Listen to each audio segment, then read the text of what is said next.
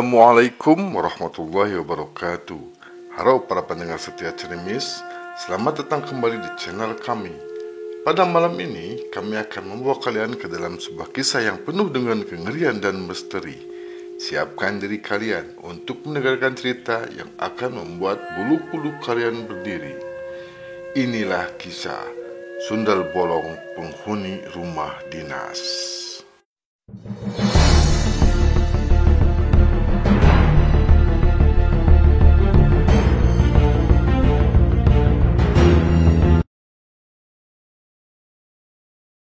Seorang pegawai negeri yang dikenal tekun dan berdedikasi mendapati hidupnya berubah mendadak ketika ia menerima surat tugas yang mengharuskannya pindah ke sebuah kota kecil di pinggiran Jawa Timur. Perintah itu datang tanpa banyak waktu untuk bersiap. Meski berat hati meninggalkan kenyamanan tempat tinggal sebelumnya, Pak Hamidi memahami kewajibannya sebagai abdi negara. Dengan penuh tanggung jawab, ia membawa serta keluarganya, yaitu istrinya Bu Hamidi serta dua anak mereka, Rizky yang duduk di bangku SMK dan Dinda si bungsu yang baru kelas 5 SD. Rumah dinas yang diberikan kepada mereka memiliki reputasi yang aneh. Namun, Pak Hamidi tak punya banyak pilihan. Rumah ini dihuni hampir 7 tahun lamanya. Meski demikian, karena keterbatasan waktu dan anggaran untuk mencari tempat lain, Pak Hamidi akhirnya menyetujui untuk tinggal di sana. Baginya, tugas adalah tugas dan kenyamanan bisa menunggu. Pintu tampak megah, berdiri kokoh dengan arsitektur khas era 80-an. Namun, kesan sunyi yang menyelinap membuat siapapun yang merasa enggan berlama-lama memandangnya. Halaman depannya yang luas dipenuhi ilalang liar. Sementara di sudut-sudut pekarangannya ada semak belukar yang tampak tak pernah disentuh.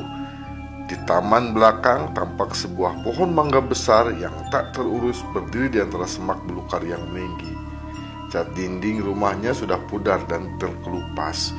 Di beberapa bagian meninggalkan bercak abu-abu yang menyerupai noda usang. Pintu kayunya berat dan besar, tapi terlihat kusam, seolah menceritakan usia rumah yang telah melampaui beberapa dekade. Pak Hamidi berusaha mengabaikan penampilan rumah dinas itu, namun suasana di dalamnya membuat pikirannya terusik, seolah enggan menerangi ruangan yang penuh debu dan sarang laba-laba. Dihiasi retakan-retakan kecil yang membentuk pola tak beraturan, dan beberapa ruangan terasa aneh, lebih dingin daripada yang lain. Hari itu cuaca di luar begitu cerah dan terik. Harinya, Pak Hamidi memanggil beberapa pekerja untuk membersihkan halaman rumah yang dipenuhi semak belukar.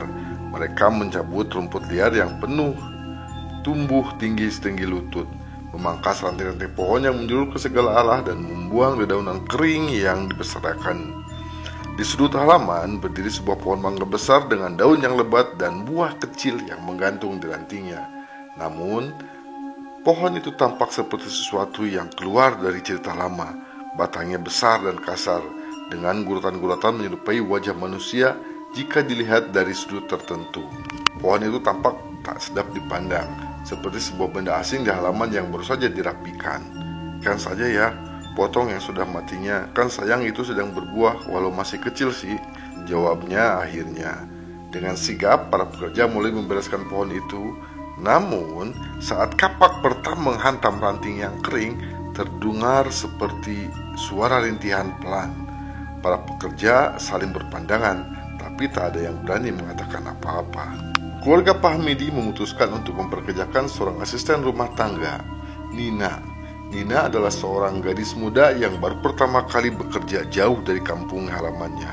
Wajahnya cerah dan sikapnya yang ramah membuat keluarga itu cepat merasa akrab dengannya. Namun, saat pertama kali ia melangkah masuk ke rumah itu, Nina tak bisa menyembunyikan rasa gugupnya. "Besar sekali ya, Bu," katanya sambil tersenyum tipis kepada Bu Hamidi. Namun matanya tampak gelisah, sesekali melirik ke arah sudut-sudut ruangan yang gelap dan terasa dingin. Entah kenapa, ada sesuatu yang membuat hatinya terasa tidak nyaman sejak ia melewati ambang pintu rumah itu. Keluarga Pak Hamidi mulai mencoba beradaptasi dengan lingkungan baru mereka.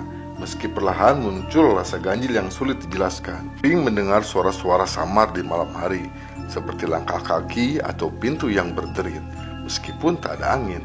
Sementara itu, Nina yang sering bekerja sendirian di dapur atau kamar mandi belakang merasakan suasana yang berbeda.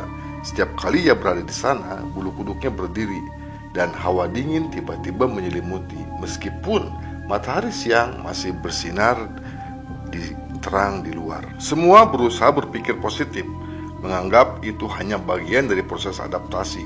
Namun, jauh di lubuk hati, baik Pak Hamidi, keluarganya maupun Nina mulai menyadari bahwa rumah ini menyimpan sesuatu yang tak pernah benar-benar pergi.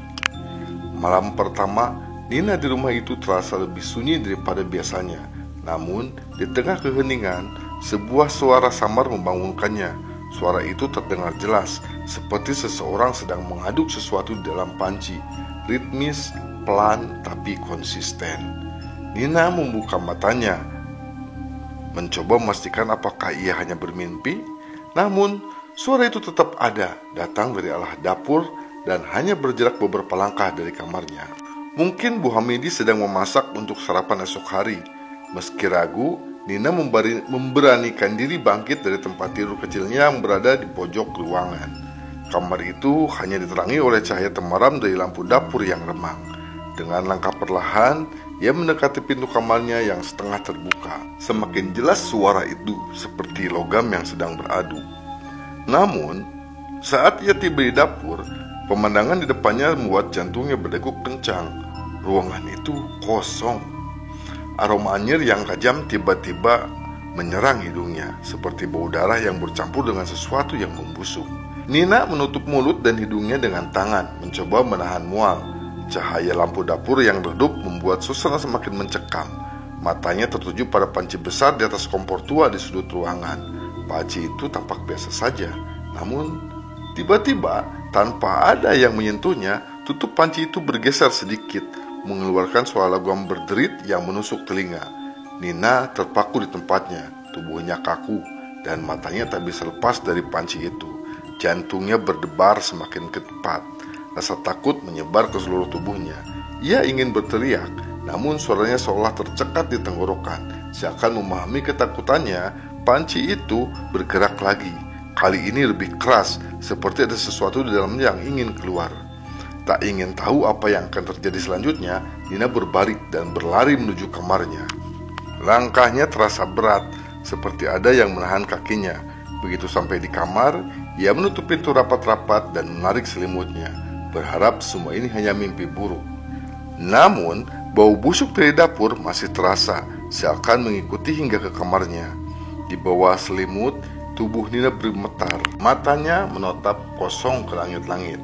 Sementara suara samar itu perlahan menghilang, meninggalkan keheningan yang jauh lebih menakutkan. Keesokan paginya, suasana di rumah dinas itu terasa lebih tenang, meski hawa dingin masih menyelimuti setiap sudutnya. Saat Pak Hamidi dan keluarganya sibuk dengan kegiatan pagi, seorang tetangga tua, Pak Slamet, muncul di depan pagar dengan wajah ramah namun sedikit muram. Ia membawa sekeranjang kecil berisi buah sebagai tanda selamat datang. Pak Hamidi moodnya hangat dan mengajak berbincang di teras. Sementara Nina yang tengah membersihkan ruang tamu ikut mendengar obrolan mereka lebih jauh. Setelah berbasa-basi, Pak Slamet berpindah untuk berbicara dengan Nina yang kebetulan sedang menjemur kain di halaman belakang. Awalnya, percakapan mereka terasa biasa, sesuatu yang mengganjal. Matanya memandang Nina dengan ragu, seperti ingin mengatakan sesuatu yang berat. "Hati-hati di sini ya, Nduk," bisiknya pelan sambil memastikan tak ada orang lain yang mendengar. Nina menghentikan pekerjaannya, menatap Pak Slamet dengan bingung. Rumah ini punya sejarah kelam. Dulu pernah ada kejadian tragis, Neng. Seorang asisten rumah tangga diperkosa hingga hamil dan dibunuh oleh majikannya sendiri di sini. Setelah itu, majikannya jadi gila dan akhirnya dikirim ke rumah sakit jiwa. Sejak saat itu, rumah ini dikosongkan. Hampir 7 tahun gak ada yang berani tinggal. Nina merasa darahnya seolah berhenti mengalir mendengar cerita itu. Tubuhnya meremang dan udara di sekitarnya terasa semakin berat. Ia mencoba menelan ludah, namun mulutnya terasa kering. "Pak, beneran itu?" tanyanya dengan suara bergetar, setengah berharap Pak Slamet akan mengatakan bahwa itu hanya lelucon. Namun, tatapan serius dan suara lirih lelaki tua itu cukup untuk meyakinkan Nina bahwa cerita ini bukanlah sekedar dongeng. Berusaha untuk menjaga sopan santun, Nina mengangguk dan mengucapkan terima kasih sebelum kembali ke dalam rumah. Namun, pikirannya tak bisa tenang. Ia mencoba meyakinkan bahwa itu hanyalah cerita masa lalu yang tidak perlu dipikirkan terlalu dalam. Namun, kenangan akan suara aneh di dapur tadi malam terus membayangi pikirannya. Rasa gelisah yang semakin sulit ia abaikan. Di dalam hati, ia berdoa agar semua ini hanya kebetulan belaka. Meski perasaannya mengatakan sebaliknya, rumah dinas itu semakin hari terasa semakin berat untuk dihuni. Teror harus mulai menghantui setiap anggota keluarga Pak Hamidi. Rizky yang tidur di kamar depan sering merasa diawasi. Ada bayangan hitam berdiri di sudut kamar setiap malam. Katanya dengan wajah ketakutan saat bercerita kepada ibunya. Dinda, adiknya yang lebih kecil, justru mendengar sesuatu yang lebih menyeramkan. "Bu, aku dengar suara perempuan menangis dari kamar depan," katanya sambil gemetar. Namun, dari semua penghuni rumah, Nina lah yang mengalami teror paling mencekam. Pada suatu malam, setelah semua penghuni rumah terlelap, Nina tetap terjaga untuk membereskan dapur. Setelah mencuci piring terakhir, ia mengelap tangannya dengan handuk kecil. Namun, tiba-tiba lampu dapur berkedip-kedip, lalu padam sepenuhnya. Gelap gulita langsung menyelimuti ruangan. Nina berdiri mematung. Nina memberanikan diri berbalik dan di sanalah ia melihatnya. Sosok perempuan dengan rambut panjang yang acak-acakan berdiri di dekat pintu kamar mandi. Pakaian lusuhnya menempel pada tubuh kurusnya yang terlihat janggal. Namun, yang paling mengerikan adalah punggungnya. Terdapat lubang besar seperti lubang menganga yang menembus tubuhnya. Perempuan itu menggendong sesuatu. Nina memecikkan mata mencoba melihat lebih jelas, namun langsung menyesal. Bayi yang digendong perempuan itu bukanlah bayi biasa. Kulitnya hitam, membusuk dan berbau busuk. Dengan mata besar melotot tajam, memancarkan kebencian yang begitu pekat. Perempuan itu tersenyum, namun senyum itu lebih menyeringai, lebih menyerupai robekan lebar pada bibirnya yang pucat. Mata perempuan itu menatap Nina dengan tajam, seolah-olah menyimpan dendam yang tak termaafkan. Nina tak sanggup lagi menahan terornya. Dengan jeritan keris, dia mencoba mundur, namun tubuhnya terasa lemas. Pandangannya berputar dan sebelum semuanya menjadi gelap, ia sempat melihat bayi itu menggerakkan tangannya yang keriput, seperti ingin meraihnya. Nina jatuh ke lantai, tak sadarkan diri, meninggalkan dapur dalam keheningan yang semakin mencekam. Keluarga Pak Hamidi yang mendengar jeritan histeris Nina itu kemudian datang menghampiri Nina dan membawa Nina ke kamarnya. Sejak malam mengerikan itu, tubuhnya lemah dan demam tinggi menyerangnya tanpa sebab medis yang jelas. Ia sering mengigau di malam hari, menyebut-nyebut sosok perempuan dengan senyum mengerikan. Merasa semakin tertekan dengan kondisi Nina. Melihat keadaan yang tak kunjung membaik, Pak Hamidi memutuskan untuk mencari bantuan spiritual. Ustadz di kawasan itu akhirnya didatangkan untuk melakukan ruqyah di rumah dinas itu. Dengan doa-doa yang dipanjatkan, Ustadz itu perlahan menyusuri setiap sudut rumah. Wajahnya berubah serius saat ia tiba di dapur dan halaman belakang. "Itu di sini," katanya dengan nada tegas.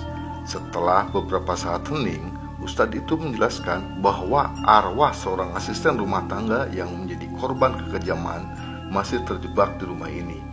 Kuburannya berada di bawah pohon mangga di belakang rumah. Tak ada yang merawat, tak ada yang doa. Arwahnya terjebak dalam kemarahan dan dendam, ujar sang Ustadz. Malam itu juga Pak Hamidi memutuskan untuk bertindak. Dengan bantuan beberapa warga, mereka menggali area di bawah pohon mangga besar yang sebelumnya terasa janggal. Dan benar saja, ditemukan sisa-sisa tulang manusia yang terkubur tanpa tanda. Pak Hamidi merasa terguncang, membayangkan penderitaan yang dialami almarhumah. Kemudian didirikan di atas kuburan tersebut, dan Ustadz memimpin doa untuk mendoakan ketenangan jiwa almarhumah di seluruh rumah, dengan harapan gangguan akan mereda. Namun, ketenangan itu hanya berlangsung sementara. Meski sebagian besar suasana lebih ringan, gangguan kecil masih sering terjadi. Lampu tiba-tiba berkedip, suara langkah kaki di malam hari, hingga bayangan samar sudut kamar. Arwahnya mungkin sudah tenang, tapi jejak energi kelam rumah ini terlalu dalam untuk dihapus, kata ustadz itu, memperingatkan bahwa rumah ini mungkin tidak akan pernah benar-benar bebas dari masa lalunya. Akhirnya, Pak Hamidi mengambil keputusan besar. Demi kesehatan Nina dan keselamatan keluarganya, ia memutuskan untuk pindah. Tak ada yang sanggup tinggal lebih lama di rumah itu. Dalam waktu singkat, mereka mengemas barang-barang dan mencari tempat tinggal baru, meninggalkan rumah dinas yang kembali sunyi. Rumah itu kini menjadi pada sunyinya, tapi bukan tanpa tak berpenghuni. Masyarakat sekitar tetap menyebutnya rumah ART, meninggalkan tragedi yang pernah terjadi di sana. Pohon mangga di halaman belakang kini berdiri seperti penanda sunyi, menyimpan cerita kelam yang takkan terlupakan. Meski terlihat kosong, rumah itu tetap menjadi tempat tinggal bagi penghuni yang tak kasat mata, yang mungkin saja menyimpan rasa sakit dan dendam dari masa lalu. Terima kasih telah mendengar cerita Cundel Bolong Penghuni Rumah Dinas bersama Cerimis. Kami harap kisah ini memberikan pengalaman mendebarkan bagi kalian semua. Ingatlah, di setiap perjalanan malam yang sepi, selalu ada sesuatu yang tak terduga menunggu. Tetap waspada dan jangan lupa untuk selalu mendengarkan Cerimis untuk cerita-cerita horor lainnya. Wassalamualaikum warahmatullahi wabarakatuh.